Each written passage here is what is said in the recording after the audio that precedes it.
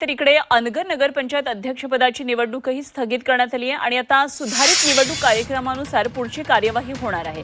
याबाबत जिल्हा निवडणूक अधिकारी तथा जिल्हाधिकारी कुमार आशीर्वाद यांनी आदेश जारी केलेले आहेत आणि अनगर नगरपंचायत अध्यक्षपदाची निवडणूक बिनविरोध झाल्यानंतर याच्या विरोधात राज्यभर दहशतीची एक मोठी चर्चा सुरू होती।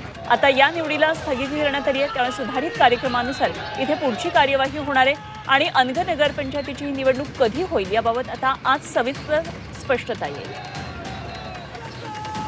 तर अनगर नगरपंचायतीचं नेमकं हे सगळं प्रकरण काय होतं एकदा आपण पाहूया ग्राफिक्सद्वारे। अनगर नगर अध्यक्षपदासाठी एकूण 3 अर्ज आलेले होते।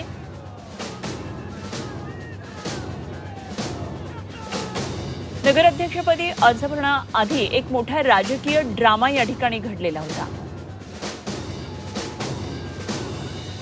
उज्ज्वला थिटेंवर अर्ज न भरण्यासाठी दबाव आलेला होता। या नगराध्यक्षपदाच्या निवडणुकीमध्ये भाजपकडून प्राजक्ता पाटील, राष्ट्रवादीकडून उज्ज्वला थिटे आणि अपक्ष सरस्वती शिंदे यांचा अर्ज आला होता। सशस्त्र पोलिसांच्या गराड्यात यावेळी उज्ज्वला शिंदे यांनी आपला अर्ज दाखल केला। मात्र अर्ज छाननीच्या वेळी उज्ज्वला थिटेंचा हा अर्ज बाद झाला। नामनिर्देशन पात्रता या पत्रामध्ये सूचकाची सही केली नाही असा आक्षेप यावर नोंदवण्यात आला आणि हा अर्ज बाद करण्यात आला।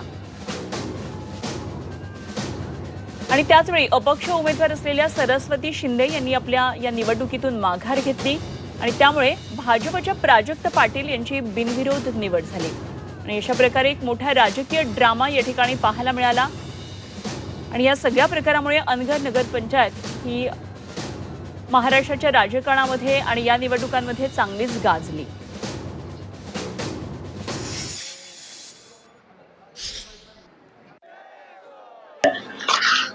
काल रात्री आयोगाचं एक परिपत्रक 29/11/2025 रोजी प्राप्त झालेलं आहे।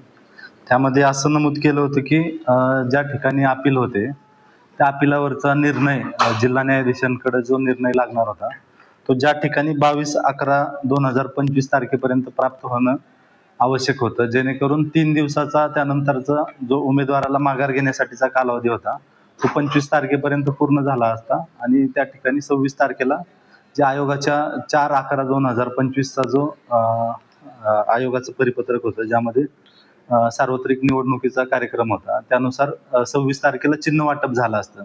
परंतु अनगर या ठिकाणी आमची जी माझा जो आदेश होता त्या आदेशावरती जी अपील झाली होती माननीय जिल्हा न्यायाधीशाकडे त्या अपिलावरचा निर्णय आम्हाला 26 तारखेला प्राप्त झाला।